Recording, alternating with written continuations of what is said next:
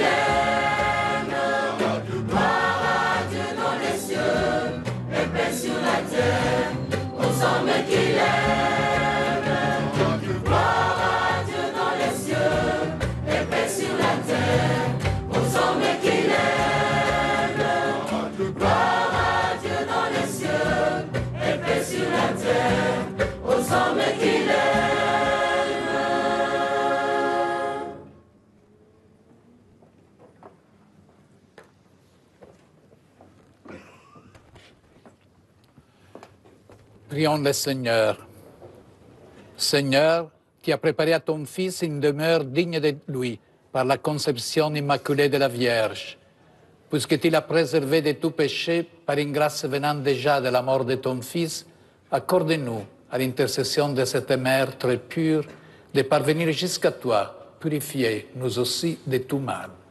Par Jésus-Christ, ton Fils, notre Seigneur et notre Dieu, qui règne avec toi et le Saint-Esprit, maintenant et pour les siècles des siècles. Amen. Toujours en direct du sanctuaire Notre-Dame de Santa Cruz à Oran. Nous entrons maintenant dans la liturgie de la parole de cette messe de béatification.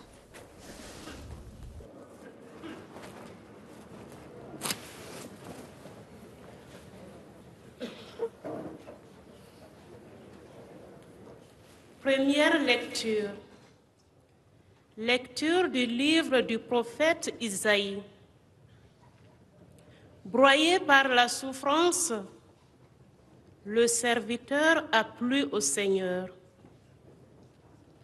S'il remet sa vie en sacrifice de réparation, il verra une descendance, il prolongera ses jours. Par lui, ce qui plaît au Seigneur réussira.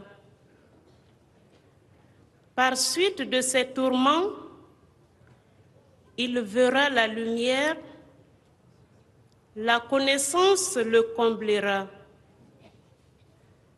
Le juste, mon serviteur, justifiera les multitudes.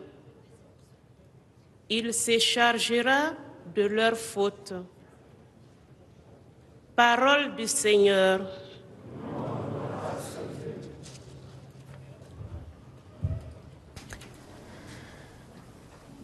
Et c'est le psaume 97 que l'on chante. Chantez au Seigneur un chant nouveau car il a fait des merveilles. Psaume qui va être chanté en anglais avec le refrain Laudate omnes gentes.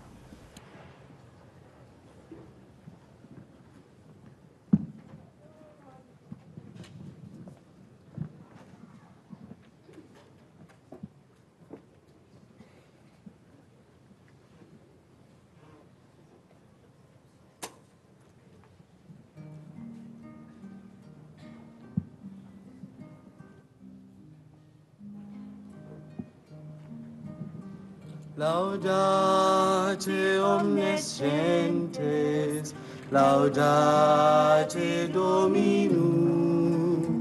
Laudate omnes gentes, laudate Dominum. Chantez au Seigneur un chant nouveau, car il a fait des merveilles. Pas sombre, très saint, pas sa main puissante, il s'est assuré la victoire.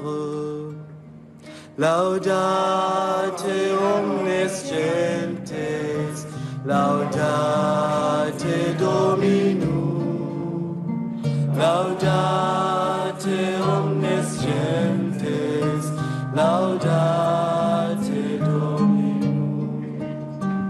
Le Seigneur a fait connaître sa victoire et révélé sa justice aux nations. Il s'est rappelé sa fidélité, son amour en faveur de la maison d'Israël. Laudate omnes gentes, laudate Dominum. Laudate omnes gentes, laudate Dominum. La terre tout entière a vu la victoire de notre Dieu. Acclamez le Seigneur terre entière, sonnez, chantez, jouez. Laudate omnes gentes, laudate Dominum. Laudate omnes gentes, laudate Dominum. Laudate omnes gentes, laudate Dominum. Laudate omnes gentes, laudate Dominum.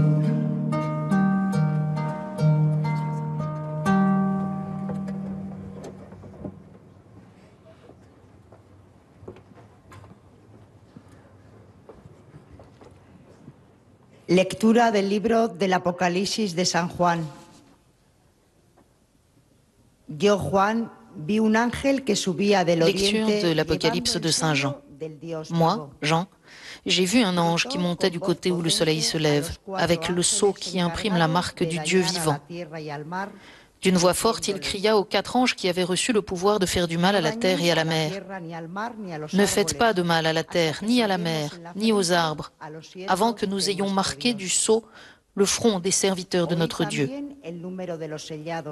Et j'entendis le nombre de ceux qui étaient marqués du sceau. Ils étaient 144 000 de toutes les tribus des fils d'Israël. Après cela, j'ai vu. Et voici une foule immense que nul ne pouvait dénombrer, une foule de toutes nations, tribus, peuples et langues. Ils se tenaient debout devant le trône et devant l'agneau, vêtus de robes blanches avec des palmes à la main. Et ils s'écriaient d'une voix forte, « Le salut appartient à notre Dieu qui siège sur le trône et à l'agneau. » Tous les anges se tenaient debout autour du trône, autour des anciens et des quatre vivants.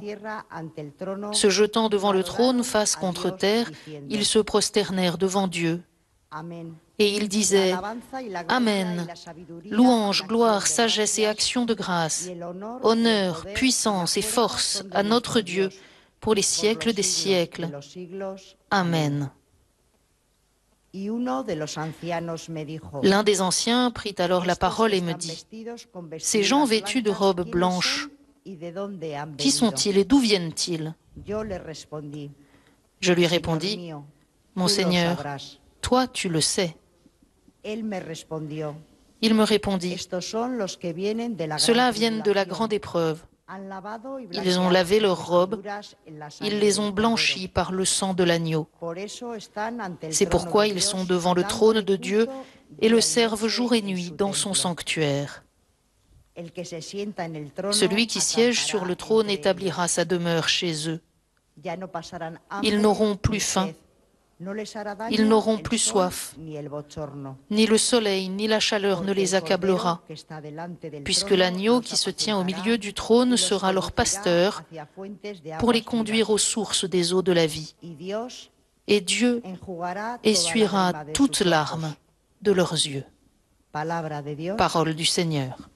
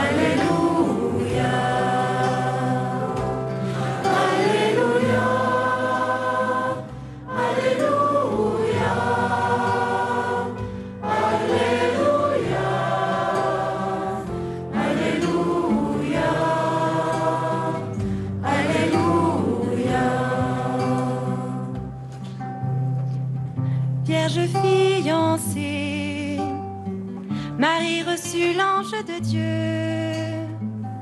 Tu enfanteras le Fils du Très-Haut, germe de David. Le Seigneur déchire les cieux et descend. Alléluia, Alléluia.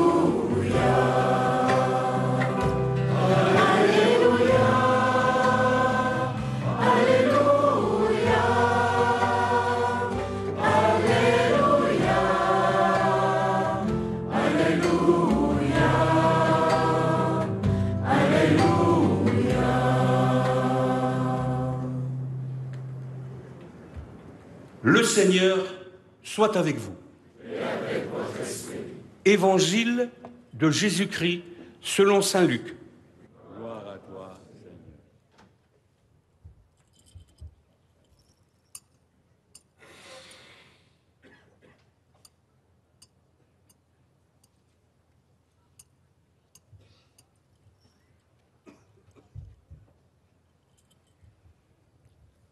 En ce temps-là, l'ange Gabriel fut envoyé par Dieu dans une ville de Galilée appelée Nazareth à une jeune fille vierge accordée en mariage à un homme de la maison de David appelé Joseph. Et le nom de la jeune fille était Marie. L'ange entra chez elle et dit « Je te salue, comblée de grâce. Le Seigneur est avec toi. » À cette parole, elle fut toute bouleversée et elle se demandait ce que pouvait signifier cette salutation. L'ange lui dit alors « Sois sans crainte, Marie, car tu as trouvé grâce auprès de Dieu. Voici que tu vas concevoir et enfanter un fils. Tu lui donneras le nom de Jésus. Il sera grand. Il sera appelé Fils du Très-Haut. Le Seigneur Dieu lui donnera le trône de David, son père. Il régnera pour toujours sur la maison de Jacob, et son règne n'aura pas de fin. » Marie dit à l'ange, « Comment cela va-t-il se faire, puisque je ne connais pas d'homme ?»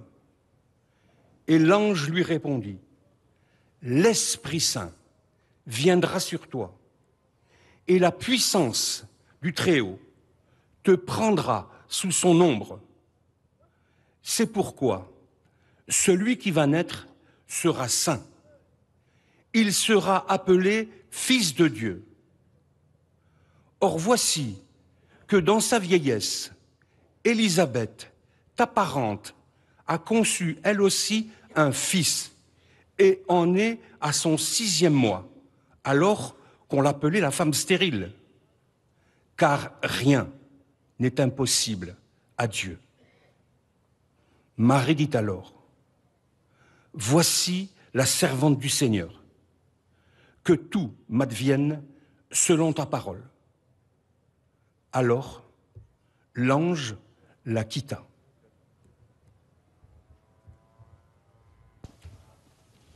Après avoir été lu en français, l'Évangile va maintenant être proclamé en arabe.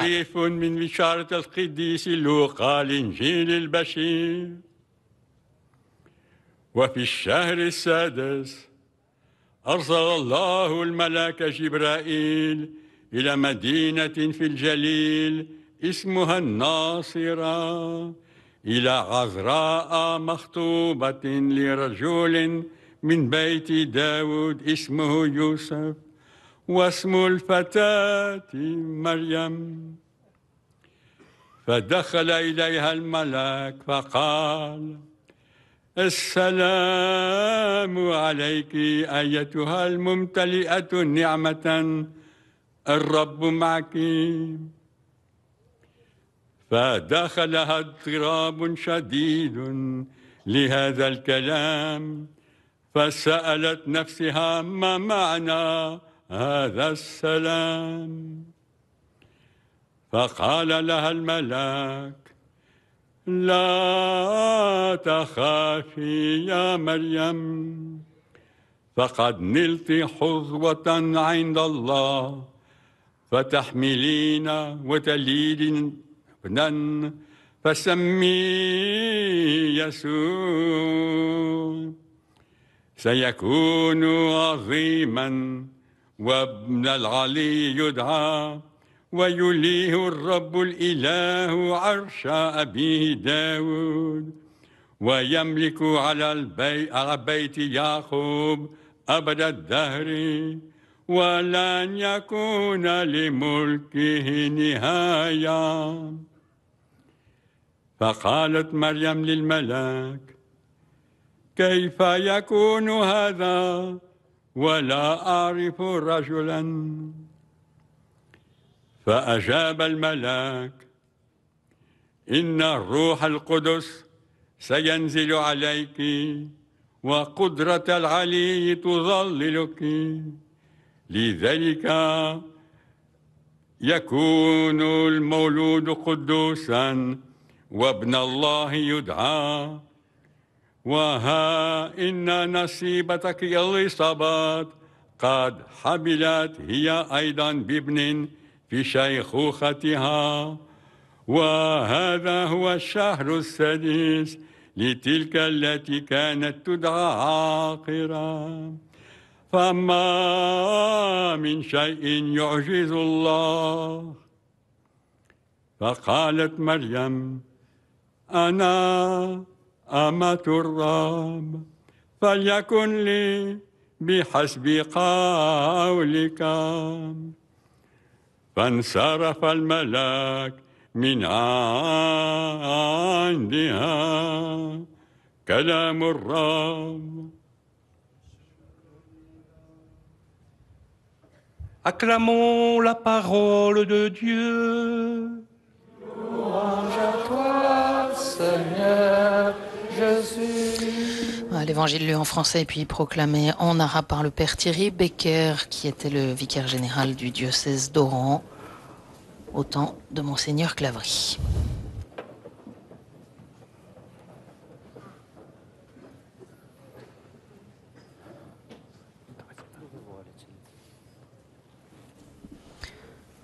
Et nous nous préparons maintenant à entendre l'homélie du cardinal Becciu.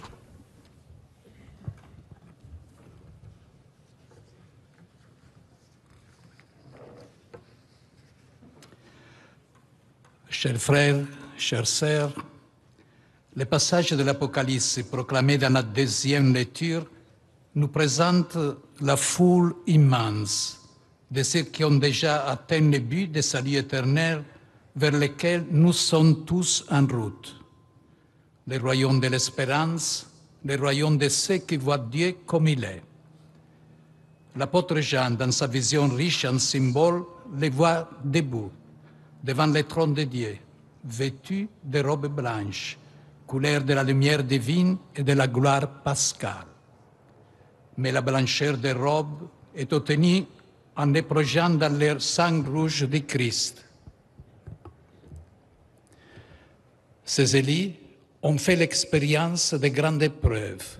Ils ont lavé leurs robes, ils les ont blanchies par le sang de l'agneau. La splendeur est atteinte à travers les creusets de la souffrance, du don de soi de la croix. En participant à la passion et à la mort de Jésus, le roi des martyrs, on atteint la lumière, per crucem ad lucem, par la croix jusqu'à la lumière de l'antique adage chrétien. Ces sauvés serrent dans leurs mains une palme qui, dans l'Ancien Testament, est signe de triomphe et de l'acclamation. La souffrance, l'engagement rigoureux du témoignage, le renoncement à soi-même ne conduisent pas à la mort, mais introduisent dans la gloire. Ils ne produisent pas l'échec, mais la vie et le bonheur. La scène de l'Apocalypse montre ensuite le cœur puissant des saints qui chantent d'une voix forte. Le salut appartient à notre Dieu qui siège sur le trône et à l'agneau. Le texte de l'Apocalypse nous a ainsi retracé le portrait des bienheureux et des saints. Il appartient seulement à Dieu, il paraît en tout point de la terre et à toute époque de l'histoire. Il vit avec fidélité même dans l'épreuve en parcourant les chemins de la croix. Il atteint le but glorieux de l'éternité où il vivra pour toujours dans la joie. Dans les champs, dans la gloire, dans cet infini tourbillon de lumière et de paix qu'est Dieu. Dans la foule immense de ceux qui ont atteint un destin de gloire, l'Église désire appeler aujourd'hui par leur nom 19 nouveaux bienheureux. Tués entre 1983 et 1986 dans des lieux et des temps différents, mais dans les mêmes contextes agités. Sur cette terre, ici, en Algérie, ils ont annoncé l'amour inconditionnel du Seigneur envers tous, surtout envers les pauvres et les exclus, en témoignant de leur appartenance au Christ et à l'Église jusqu'au martyr. Il est beau de penser maintenant qu'ils se trouvent parmi ceux qui sont passés à travers la grande épreuve et qui ont lavé leurs robes et les ont blanchis par le sang de l'agneau. Provenant de 8 instituts différents, nos frères et nos sœurs vivaient dans ces pays où ils accomplissaient diverses missions. Ils furent forts et persévérants dans leur service de l'Évangile et de la population, malgré les climats menaçants de violence et d'oppression qui les entouraient. En lisant leur biographie, on demeure frappé d'apprendre comment tous, bien conscients des risques qu'ils couraient, décidèrent courageusement de rester sur place jusqu'au bout. En eux se développait une forte spiritualité de martyrs enracinée dans la perspective de se sacrifier eux-mêmes et d'offrir leur vie par une société de réconciliation et de paix. Le bienheureux Pierre Claverie et ses 18 compagnons et compagnes martyrs portent sur eux les choses vives de la rédemption de Christ. En inscrivant leur nom dans les livres des sauvés des bienheureux, l'Église désire reconnaître l'exemplarité de leur vie évangélique, l'héroïsme de la mort de ces extraordinaires artisans de paix et de ces témoins de la fraternité, et en même temps rendre le suprême hommage à Jésus, Rédempteur de l'homme. Dans le Christ, l'Église désire adorer le Dieu vivant, puisque la gloire de Dieu est l'homme qui reçoit de lui la plénitude de la vie. Cette plénitude de vie, la Vierge Marie, dont nous célébrons aujourd'hui l'Immaculée Conception, en a fait l'expérience de façon incomparable quand l'archange Gabriel lui annonçait qu'elle avait trouvé grâce auprès de Dieu et que par l'action de l'Esprit Saint, elle concevrait Jésus, le Fils très haut. Réjouis-toi, comblé de grâce, le Seigneur est avec toi. Nous aussi, aujourd'hui, en contemplant ces nouveaux bienheureux, nous sommes invités à dépasser toute trace d'esprit et à nous réjouir, parce qu'en eux, nous voyons resplendir le mystère de l'éternelle sainteté de Dieu. Sainteté qui nous est proposée à travers une nouvelle actualisation de l'Évangile par nos martyrs qui en ont témoigné jusqu'à l'effusion du sang. Nous nous souvenons d'eux comme des fidèles disciples de Christ qui, en faisant le choix de Dieu, ont aimé la pauvreté, ont été sensibles à la souffrance et attentionnés aux personnes abandonnées qui ont pris part à l'angoisse et l'affliction de leurs frères. Ces témoins héroïques de l'amour de Jésus sont allés jusqu'à la racine même de l'expérience que l'homme fait de ses propres limites, l'humiliation, les larmes, la persécution. Par leur mort, de nouveaux bienheureux, eux aussi sont entrés dans la lumière de Dieu. Et dans eux, ils veillent sur les personnes qu'ils ont servies et aimées, priant sans cesse pour tous, même pour ceux qui les ont frappés. Ils continuent ainsi cette mission prophétique de la miséricorde et du pardon, dont ils ont été des témoins au cours de leur vie terrestre. Que leur exemple suscite en tous le désir de promouvoir ce que le Saint-Père François a défini comme la culture de la miséricorde qui donne naissance à une véritable révolution. La mort tragique de Bienheureux Pierre Claverie et de ses 18 compagnons et compagnes martyrs est une semence tombée en terre de moments difficiles, fécondée par la souffrance qui portera des fruits de réconciliation et de justice. C'est cela notre mission de chrétiens, s'aimer chaque jour les germes de la paix évangélique pour jouir des fruits de la justice. Par cette béatification, nous voudrions dire à l'Algérie tout entière seulement si l'Église ne désire rien d'autre que servir le peuple algérien, témoignant de son amour envers tous.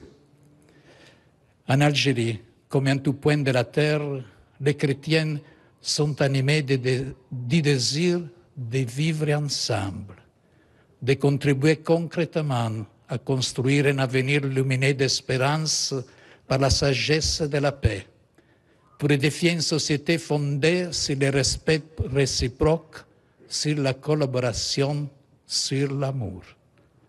Une telle société pourra pleinement se réaliser si chacun s'efforce de développer la pédagogie du pardon, si nécessaire aussi dans ces pays. La communauté chrétienne de ces pays répand de petites mais significatives semences de paix. Par cette béatification, elle peut se sentir confortée dans sa présence en Algérie.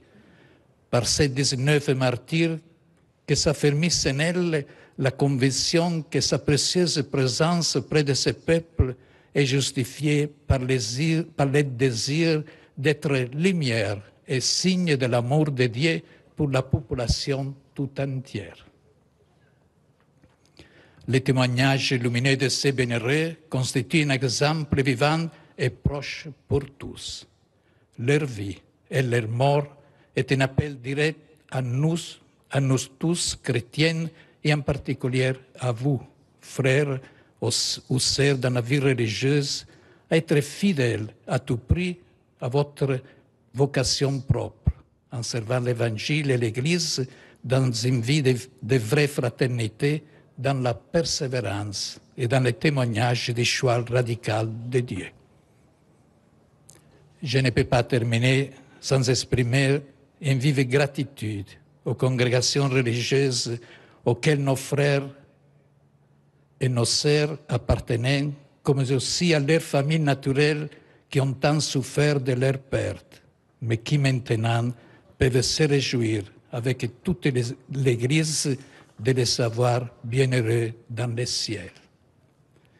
Par cette célébration, nous pouvons dire avoir accompli la supplique des frères chrétiens de Chergé, maintenant bienheureux chrétiens. Je voudrais que ma communauté, mon Église, ma famille se souviennent que ma vie était donnée à Dieu et à ce pays. Nous sommes tous réconfortés par la certitude que nos frères et nos sœurs martyrs, par leur sacrifice, par leur intercession constante et par leur protection, feront produire sur cette terre des fruits abondants de bonté et de partage fraternel. Pour cela, nous nous adressons à eux et nous disons, bienheureux Pierre Claverie et ses 18 compagnons et compagnes martyrs, priez pour nous.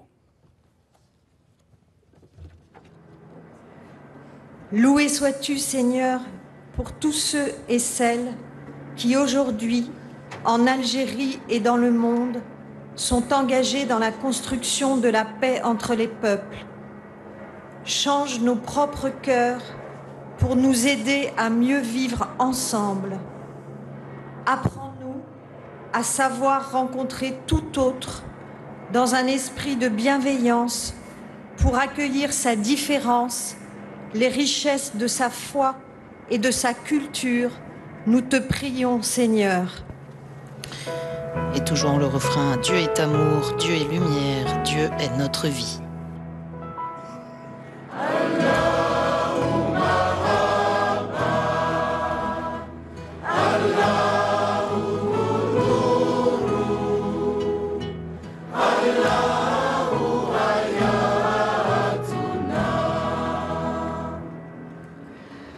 Loué sois-tu, Seigneur, pour la confiance de Marie Immaculée à l'appel de Dieu pour offrir aux hommes un sauveur. Que sa prière pleine de tendresse permette aux hommes, aux femmes et aux enfants les plus éprouvés par le chemin de l'émigration, par la maladie, la solitude, la recherche d'un emploi, de trouver une consolation, un soutien, un réconfort. Nous te prions, Seigneur.